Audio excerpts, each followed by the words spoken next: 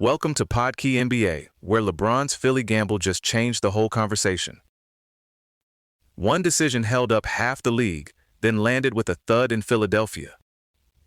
Now the Sixers have the loudest title swing of the summer, and basically every other big story is reacting to it. LeBron's move to the Sixers is the headline, and it's big for the basketball part and the symbolism part. He took a 2-year deal worth $8 million total, with a player option in year 2, which is a stunning drop from the $52.6 million salary he was coming off. And he made sure the message was clear. This wasn't about money, and in his words, it was about sacrifice, grinding, and trying to win.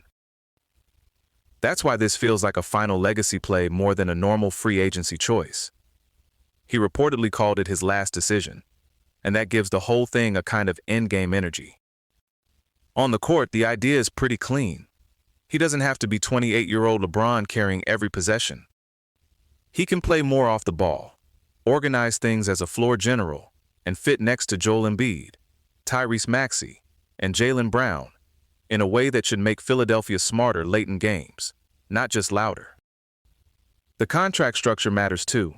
It reportedly hits the cap at only about $2.4 million, which preserved real flexibility for the Sixers and made the sacrifice feel practical, not just ceremonial. Mike Gansey has pushed a lot of chips in here. The roster has been reshaped with names like Jaylen Brown, Paul George, Dean Wade, and Anthony Simons coming into the picture. And that kind of talent grab usually comes with a bill later. In this case, it also costs multiple first-round picks. The concern people keep circling is the front court after Embiid and LeBron. Dean Wade can help. Dominic Barlow can give you minutes, but if the stars miss time, the depth chart starts looking pretty thin, pretty fast. Philadelphia also sounds effectively hard-capped after these apron-triggering moves, so even the small housekeeping stuff matters. Non-guaranteed spots and end-of-roster decisions suddenly become actual strategy, not background noise. Then there's Nick Nurse, who may have the least relaxing important job in the league. The expectation is aggressive minutes management, around 30 a night for LeBron and Embiid in some projections. Because if either guy is cooked by April, none of the rest of this really matters. That's the whole Sixers equation. The ceiling is obvious. The margin for error is not. Every version of this conversation eventually lands back on Embiid's health. He's still the wild card for the franchise. If he's available and moving well, Philly looks like a real title threat. If the knee becomes the story again, everything else starts to wobble. That's also why the Anthony Davis trade chatter keeps floating around. People see the defensive fit questions, they see Embiid's health history, and they start building hypothetical swaps in their heads. But the hurdles are real.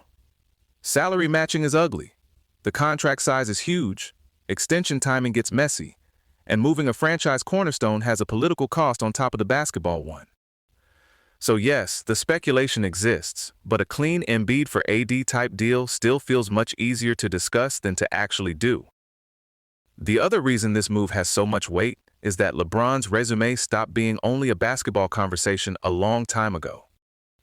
He's a billionaire with the lifetime Nike deal, the early Beats investment that turned into a big cash payout when Apple bought the company, stakes in bigger sports and media ventures, and a whole business ecosystem around him. Then there's the civic side. I promised school, more than a vote, Olympic honors. The pop culture moments everybody knows whether they follow the league closely or not. So when he takes a pay cut like this and frames it as one last run at a title, it lands as a legacy choice in the broadest possible sense. Also, Philadelphia is not a city where you can quietly drift through the season and wave once in March.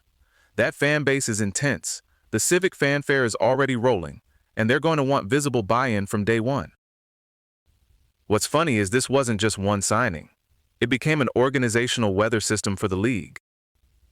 Multiple reports said schedules, TV slots, and even other free agency movement were basically waiting on LeBron to decide, which is a ridiculous level of gravity for one player this late in his career. There were even reports of Adam Silver publicly urging him to announce already, because the delay was creating real operational strain. At the same time, Some people around the league think this also shows LeBron's leverage is different now than it was 10 years ago. Free agency itself has changed. Teams are guarding flexibility, preferring shorter commitments, and making cap management a headline skill. That gets to one of the bigger league-wide themes this summer, which is apron dodging. Front offices are now being judged not just on who they add, but on how well they avoid getting trapped by the second apron and all the restrictions that come with it. So you see salary dumps, shorter deals, weirdly specific contract structures, and moves that look modest until you realize they preserve 2 years of future maneuvering. Oklahoma City moving salary to protect extension room got praise for exactly that reason.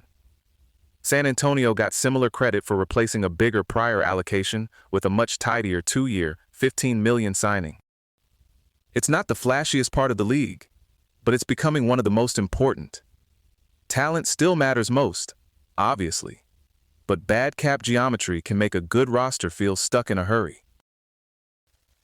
The other East-changing move is Miami getting Giannis. Defensively, you can squint and see a monster. Giannis with Bama Adebayo, plus support like Davion Mitchell and Andrew Wiggins, gives the Heat a very real top 5 defensive ceiling on paper. The concern is on offense, especially spacing. Miami gave up perimeter shooting, and that matters a lot when your superstar does his best work attacking lanes that need room to breathe. That's why some people fantasized about LeBron joining Miami too. He would have helped with the ball handling and some of the offensive organization they now need. But that was always more theory than plan once he chose Philly.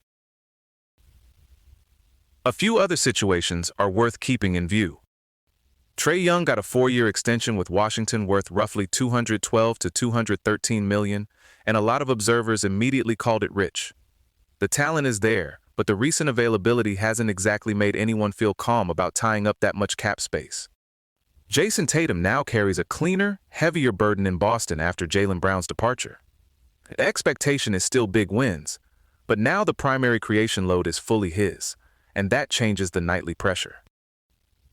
Ja Morant in Portland is one of the more fascinating high-risk stories in the league. There's obvious star scoring ability there, but fit, availability, and the off-court backdrop all make this a real swing season. And in Los Angeles, the Lakers made the kind of trade that gets revisited for a decade. 4 first-round picks for Walker Kessler is enormous. If he becomes an elite anchor, it looks visionary. If not, the opportunity cost is brutal. A couple quicker notes from the wider league picture. Summer League brought the usual reminder that rookie evaluation is messier than one hot or cold shooting week. People are paying more attention to role, shot volume, defense, rebounding, and whether a guy can actually create advantages, not just his three-point percentage in a tiny sample.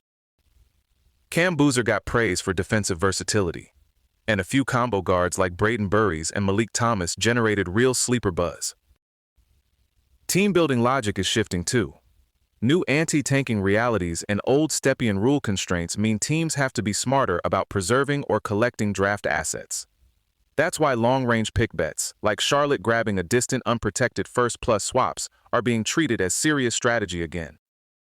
And then there's the ownership layer, which never really stops mattering. Portland's fan anger over media cuts and messy arena funding talks is a reminder that front office ambition, cost-cutting, public money, and fan trust all collide in the same room eventually. That's the state of the league right now. LeBron in Philly, Giannis in Miami, and half the NBA trying not to get strangled by the cap sheet. Thanks for hanging out with Podkey NBA. We'll catch you next time. This episode was generated by Podkey. Create your own at podkey.fm.